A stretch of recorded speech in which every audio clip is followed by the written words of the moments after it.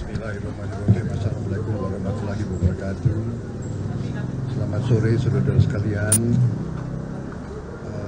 Sore hari ini saya dapat kehormatan kunjungan Mbak Yani Wahid dan ternyata juga didadak ibunya hadir untuk menjemput, kira-kira begitu.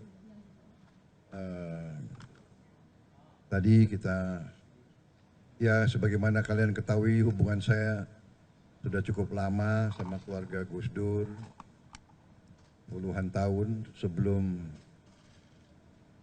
sejak saya masih cukup remaja, sekarang sudah agak remaja kira-kira.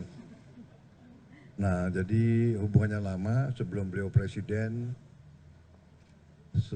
selama jadi presiden dan sesudah jadi presiden hubungannya masih sangat baik, dan tentunya ya kita hubungan terus, tukar pikiran tentang masalah-masalah bangsa, negara, umat. Hari ini pun kita banyak diskusi dan kita sepakat untuk terus komunikasi menghadapi tentunya dinamika kehidupan politik bangsa kita yang saya kira cukup dinamis. Saya kira itu yang bisa saya sampaikan ya Mbak Yani. Mungkin mohon ada tambahan. Assalamualaikum warahmatullahi wabarakatuh. Salam sejahtera bagi kita semua, Om Swastiastu, Namo Buddhaya, salam kebajikan, rahayu, rahayu, rahayu. Yang saya muliakan dan saya hormati Pak Calon Presiden Republik Indonesia. Bakal, belum resmi. Pak Bakal. Belum daftar kan? Tapi karena itu adalah doa, diamini saja Pak. Baca pres. Saya datang ke sini ini untuk memenuhi undangan beliau karena sudah lama dijanjikan akan diajak ngopi bareng. Betulnya. Nah, mungkin teman-teman bisa melihat bahwa itu adalah sebuah bentuk keakraban dari kami semua. Mas Bowo, saya memanggil beliau dari dulu Mas Bowo. Ya. Usia itu gak penting, karena apa? Untuk mengabdi kepada nusa dan bangsa, kita sama-sama melihat bahwa banyak pemimpin-pemimpin dunia yang usianya sampai hampir 100 tahun, misalnya Pak Mahathir Mohamad, Ratu Elizabeth, itu masih mengabdi pada bangsa dan negara. Jadi kalau Mas Bowo ini ya usianya kalau dalam politik masih remaja. Makanya masih sangat pantas dipanggil Mas Bowo. Nah, jadi kami kedekatannya jauh sekali melampaui kami berdua. Karena keluarga Mas Bowo, kakek beliau, Eyang Margono, itu tetanggaan dengan eyang saya, Eyang Wahid Hashim di daerah Matraman. Dulu kalau ketika Eyang Margono berpulang, eyang saya ikut mendoakan. Jadi hubungan yang sangat-sangat dekat ini sudah terjalin sejak lama. Apalagi kemudian saya mendapatkan berkah besar dari hubungan baik dengan Mas Bowo, yaitu apa? Yaitu ketemu jodoh saya. Ketika tahun 2009, kami dari PKB Gus Dur mengalihkan dukungan ke Gerindra tahun 2009. Disitulah saya ketemu suami saya ketika kami berkampanye untuk Mas Bowo. Nah, jadi hubungannya ini hubungan hati. Bukan cuma sekedar politik, melampaui 5 tahunan, ajang politik 5 tahunan. Kira-kira begitu ya Mas Bowo ya.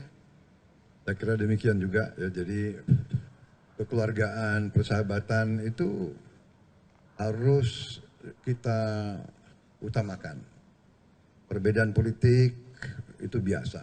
Kadang-kadang Mbak Yeni berada di pihak yang berbeda dengan saya. Tidak ada masalah. Ya. Tetap kita komunikasi dengan baik. 2019 kalau nggak salah Mbak Yeni, Pak Jokowi. Dan akhirnya kita juga. Jadi semua kelompok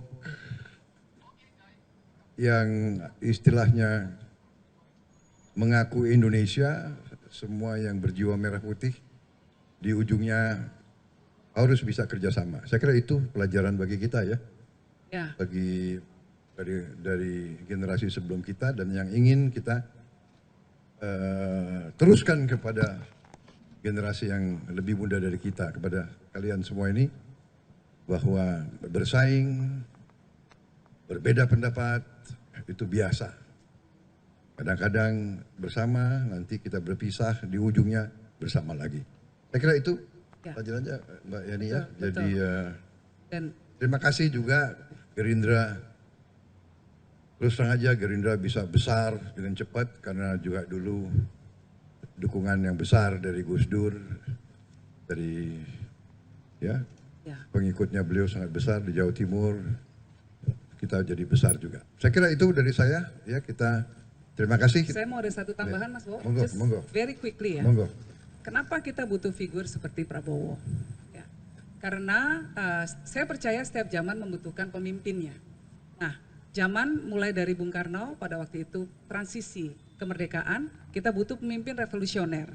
Lalu Pak Harto, kita butuh pemimpin yang membangun pasca kemerdekaan. Pak Habibie, beliau memberikan imajinasi tentang negara yang berbasis teknologi. Gus Dur memberikan pondasi tentang demokrasi dan kesetaraan untuk semua, keadilan sosial bagi seluruh warga Indonesia. Bu Mega kemudian mengedepankan populisme dalam kebijakan pemerintahan beliau. Nah, Pak SBY kembali memberikan stabilitas ekonomi, stabilitas politik, dan memberikan contoh bagaimana Jenderal TNI bisa ikut dalam kontestasi demokrasi. Kemudian Pak Jokowi ini memulai take off untuk industrialisasi. Nah, pemimpin ke depannya harus meneruskan program-program dari pemimpin-pemimpin sebelumnya. Salah satu tantangan yang dihadapi oleh bangsa kita ke depan dalam kerangka geopolitik, dinamika geopolitik yang sedang berkembang saat ini adalah bahwa ada ketegangan-ketegangan di wilayah kita. Letak Indonesia ya yang dekat dengan negara-negara yang punya potensi pertikaian tinggi. Contohnya akan ada ketegangan-ketegangan ke depan ini, menurut saya Pak Prabowo tidak bisa dihindari. Mungkin saja ada potensi ketegangan misalnya terjadi di Taiwan Strait. Ya, kalau itu terjadi ketika ada negara yang melakukan move di sana secara navigasional, itu kemudian akan berdampak kepada pasokan rantai global.